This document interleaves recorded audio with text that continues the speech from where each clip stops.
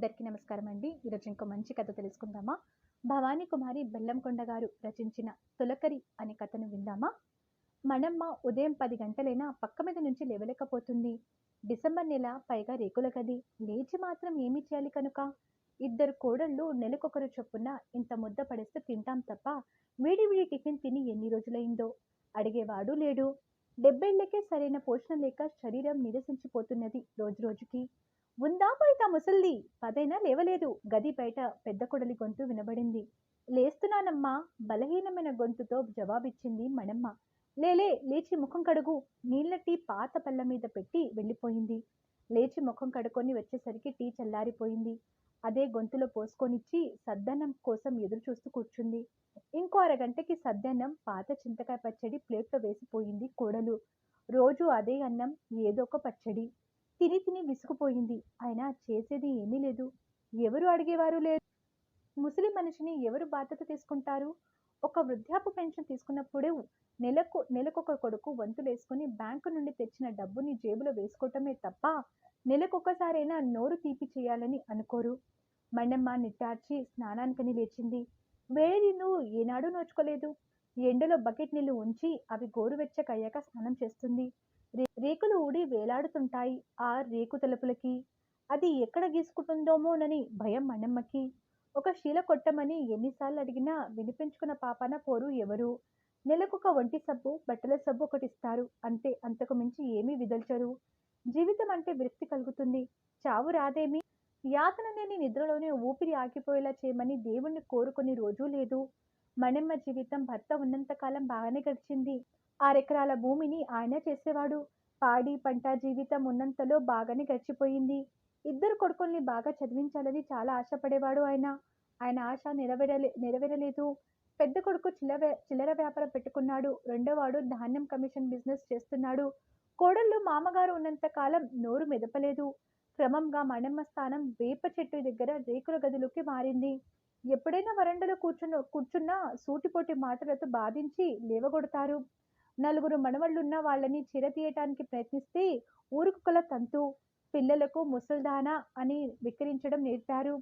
మణమ్మ కొడుకులైనా కొంచెం దయ చూపిస్తారేమోనని ఆశపడేది.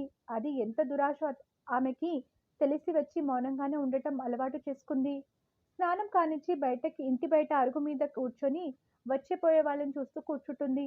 అదే ఆమెకి కాలక్షేపం. అమ్మమ్మా అన్న పిలుపు విని కళ్ళు చిలికించి చూసింది. విజయ, మునసబు కోడలు. తనని ఆప్యాయంగా పిలిచే ఏకైక మనిషి. ఆమె దుస్థితి తెలిసి వీలున్నప్పుడల్లా ఏదొకటి తినడానికి ఇస్తుంటుంది. 2 బొప్పట్లు కాగితంలో చుట్టి మణమ్మకి తెచ్చిచ్చింది. అడపాదడపా విజయే దేవుడి ప్రసాదం అంటూ ఏదొకటి తెచ్చి పెడుతూ ఉంటుంది.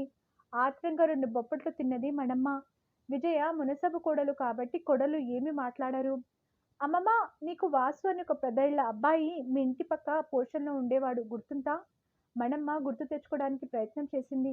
అవును, 20 ఏళ్ల వెనుక వాసు తన ఇంటి పక్క పోర్షన్లో ఉండేవాడు. 10 ఏళ్ళు ఉంటాయేమో వాడికి. సన్నగా, పొడుగా, మౌనంగా ఉండేవాడు. వాసు అమ్మ నాన్న బస్ యాక్సిడెంట్లో పోయారు.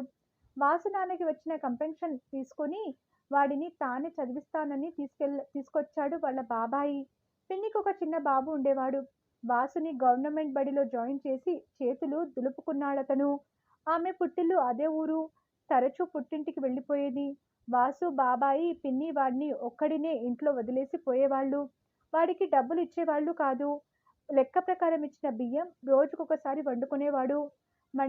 మణమ్మ కొన్ని రోజులు వాడి అవస్థ చూశాక 3 పూటల వాడికి అన్నం పెట్టేది. వాసు వద్దనేవాడు, కానీ ఆమె ఊరుకునేది కాదు. వాళ్ళ పిన్ని ఇంట్లో ఉన్నా ఆమెకి తెలియకుండా వాడి కడుపు నిండేలా చూసుకునేది. 2 నెలల తర్వాత వాసు మేనమామ వాడిని చూడ్డానికి వచ్చాడు. వాడెంత దుర్దశలో ఉన్నాడో చూసి తనతో పాటు వాడికి వెళ్ళిపోయాడు. వాడి గురించి ఆమెకు ఆ తర్వాత ఏ సమాచారం లేదు. విజయ ద్వారా ఆమెకి తెలిసిందేమిటంటే వాసు అగ్రికల్చర్ బిఎస్సి చేశాడు. మేనమామ అతనికి మంచి సంబంధం చూసి పెళ్లి చేశాడు. వాసు మేనమామతో కలిసి ఉంటున్నాడు. అతనికి 2 పిల్లలు. వ్యవసాయంలో నూతన పద్ధతులు పాటించడం ద్వారా చాలా పేరు సంపాదించాడు. అమ్మమ్మ, నీ గురించి అంతా చెప్పాను. విని చాలా బాధపడ్డాడు. వీలు చూసుకొని వస్తానని చెప్పాడు అన్నది విజయ. మణమ్మ వాసు కోసం ఎదురు చూడసాగింది. వాసుని చూడాలని ఒక కోరిక అంతే, అంతకు మించి ఏ ఆశ లేదు. అలా వారం గడిచింది. ఓ రోజు మనమ్మ సద్దన్నం కంచంలో పెట్టుకొని దిగాలుగా కూర్చొని ఉన్న సమయంలో హఠాత్తుగా వచ్చాడు వాసు. పక్కనే విజయ ఉంది. అమ్మమ్మ, ఎవరొచ్చారు చూడు. ఎవరమ్మా, ఎవరొచ్చారు అంటూ ప్రశ్నిస్తున్న ఆ వృద్ధురాల్ని, ఆమె దయనీయ స్థితిని చూసి చలించిపోయాడు వాసు.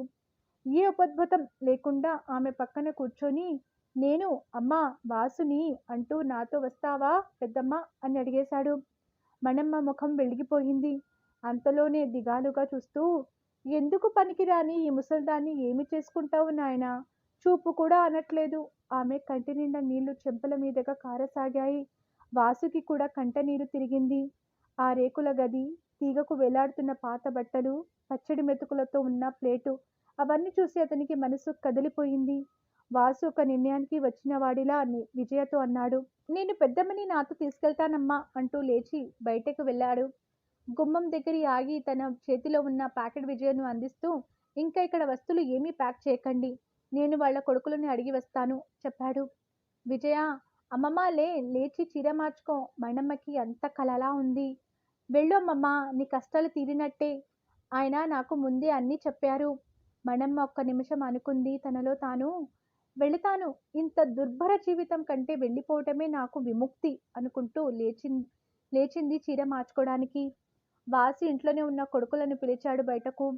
తనని తాను పరిచయం చేసుకుని అన్నాడు, నేను పెద్దమ్మను నాతో మా ఊరు తీసుకెళ్దామని అనుకుంటున్నాను, మీకేమీ అభ్యంతరం లేదుగా అడిగాడు. ఎన్ని రోజులు పెద్ద కొడుకు దిలాసాగా అడిగాడు. మీరు అనుమతిస్తే ఎన్ని రోజులైనా చూసుకుంటాను. మళ్ళీ ఎందుకు మాకి సంత, మీరే చూసుకోండి సచ్చిందాకా చిన్న కొడలు అన్నది. వాసు ఆ నలుగురు కేసి చూస్తూ అనుకున్నాడు, ఒక వృద్ధురాలి పట్ల వాళ్ళు చూపుతున్న అమమానీయ ప్రవర్తన చూసి రాక్షసులు ఎక్కడో ఉండరు అనుకుంటూ, చాలా థ్యాంక్స్ అండి అంటూ మణమ్మ దగ్గరికి వెళ్ళాడు. అప్పటికి ఆమె రెడీ అయ్యింది. ఇన్నోవాలో ఆమెను సౌకర్యంగా కూర్చోపెట్టి డోర్ వేశాడు.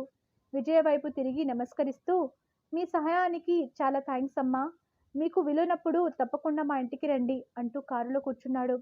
దూసుకుపోతున్న కారును చూస్తూ, ముసల్దానికి ఎంత అదృష్టం పట్టింది, నిరసనగా అనుకుంటూ కూర్చున్నారు కొడుకులు కొడళ్ళు.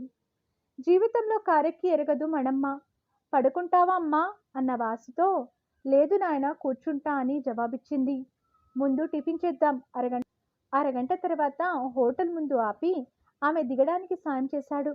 రెస్ట్ రూమ్ దగ్గరున్న ఆమెకి దెబ్బలిచ్చి జాగ్రత్తగా తీసుకువెళ్ళమని చెప్పాడు. అమ్మా, ఏమి తెప్పించమంటావు నెమ్మదిగా అడిగాడు వాసు. నీ ఇష్టం నాయన అన్నది మణమ్మ. 2 ఇడ్లీ, దోశ, వడ ఇద్దరికి తెప్పించాడు. ఎన్ని రోజులైందో అటువంటి టిఫిన్ తిని, ఆమె తినే విధానమే చెబుతుంది. టీ తాగాక ప్రయాణం మొదలయ్యింది. మణమ్మ నిద్రలోకి జారుకుంది. ఎన్ని గంటలు గడిచాయో. కారు వాసు ఊళ్ళోకి ఎంటర్ అయ్యాక మెలకువ వచ్చింది మణమ్మకి. అంత కమ్మటి నిద్ర జీవితంలో ఎరగదు. కారు వాసు ఇంటి ముందు ఆగింది. తడబడుతూ దిగుతుండగా లలిత వచ్చి, నెమ్మదిగా దిగండి అత్తయ్య అంటూ చెయ్యి అందించింది. ఇంటి ముద్దు పెద్ద పెద్ద అరుగులతో ఆ లోగిలి ఎంతో అందంగా ఉంది. మెట్లు ఎక్కే ముందు కాళ్ళు కడుక్కోటానికి పంపు ఉంది. శుభ్రంగా కాళ్ళు కడుక్కొని చెప్పులు అక్కడే విడిచి ఇంట్లోకి వెళ్ళింది. ఆమెని సోఫాలో కూర్చోబెట్టి మంచినీళ్ళు తేవడానికి లోపలికి వెళ్ళింది లలిత. లలిత అమ్మ నాన్న వచ్చి వాళ్ళని వాళ్ళు పరిచయం చేసుకున్నారు. వాళ్ళు ఎంతో ఆధారంగా, మీకిక్కడ ఏ ఇబ్బంది ఉండదు అమ్మా, మేము మీకు తోడుగా ఉంటాము అన్నారు. అంత మర్యాదతో కూడిన మాటలు విని ఎన్ని ఏళ్లు గడిచాయో. మణమ్మని హాల్లోకి ఆనుకొని ఉన్న గదిలోకి తీసుకెళ్ళింది లలిత. ఈ రోజు నుండి ఇది మీ గది అత్తయ్య, మీరు కొంచెం సేపు రెస్ట్ తీసుకోండి, నేను భోజనాలు ఏర్పాటు చేసి వస్తాను అంటూ వెళ్ళింది. మణమ్మ గది అంతా కల్లారా చూసుకుంది. నీటుగా ఉన్న పక్క, దాని పక్కనే బాటిల్తో నీళ్లు, గ్లాసు ఉన్నాయి. బాత్రూమ్ తలుపు తీసి చూసింది. ఎంతో నీటుగా ఉంది. జయమ్మ వచ్చింది. పెద్దమ్మ గారు, నా పేరు జయమ్మ, మిమ్మల్ని కనిపెట్టుకుని ఉండమన్నారమ్మా వాసుగారు. అమ్మ రండి భోజనానికి అంటూ కిచెన్ పక్కనే ఉన్న పెద్ద హాల్లోకి దారి తీసింది. వాసు మణమ్మ పక్కనే కూర్చొని ఆమె మొహమాట పడకుండా తినేలా చూశాడు. భోజనాలు అయ్యాక లలిత మణమ్మను ఆమె గదిలోకి తీసుకెళ్ళింది. అత్తమ్మ బాత్రూమ్ పక్కనే ఉంది, మీ బెడ్ పక్కనే స్విచ్ బోర్డు ఉంది, మీరు ప్రతిసారి లేవకుండా మీ అబ్బాయి ఏర్పాటు చేశారు, బాగా అలసిపోయి ఉంటారు, రెస్ట్ తీసుకోండి అని చెప్పి వెళ్ళింది. మణమ్మ అనుకోకుండా తనకు పట్టిన అదృష్టాన్ని తలుచుకుంటూ మంచం మీద పడుకుంది. అయిన వాళ్ళు దురాగతానికి 10 ఏళ్లుగా గాయపడిన ఆమెకి శారీరకంగా, మానసికంగా ఏదో తెలియని ప్రశాంతత మనసంతా పరుచుకోగా మెల్లగా నిద్రలోకి జారుకుంది. ఏ కలత లేని ప్రశాంతమైన నిద్ర. చీకటి పడుతుండగా మెలకువ వచ్చింది. వెంటనే లేవకుండా అలాగే కూర్చుండిపోయింది. పనమ్మాయి జయమ్మ వచ్చి, లేచారా అమ్మా, రండి ముఖం కడుకుందురు గాని, ముఖం తుడుచుకోటానికి టవల్ అందించింది. పొగలు కక్కుతున్న టీ లలిత తెచ్చిచ్చి పక్కనే కూర్చొని, బాగా అలసిపోయినట్టున్నారు అత్తమ్మ, కాసేపు ఆగి వేడి నీళ్లతో స్నానం చేయండి, అలసట పోతుంది.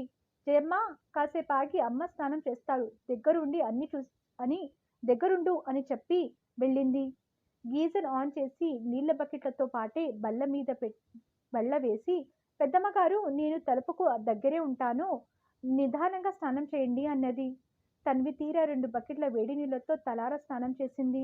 తల స్నానం చేయటానికి జయమ్మ సాయం చేసింది. మణమ్మకి క్రమంగా ఆ ఇంట్లో వాతావరణం అలవాటైంది. ఒక పద్ధతిలో మనుషులు ప్రవర్తించే విధానం, ముఖ్యంగా తనను సొంత తల్లిలా వాసు చూసే విధానం, కోడలు ఆమె తల్లిదండ్రులు చూపే గౌరవం, ఇదంతా కలో నిజమో అన్న సందేహం కలిగేది. పదే పదే పిల్లలు చాలా ప్రేమతో నానమ్మ అంటూ పిలవడంతో ఎంతో సంతోషం కలిగించేది.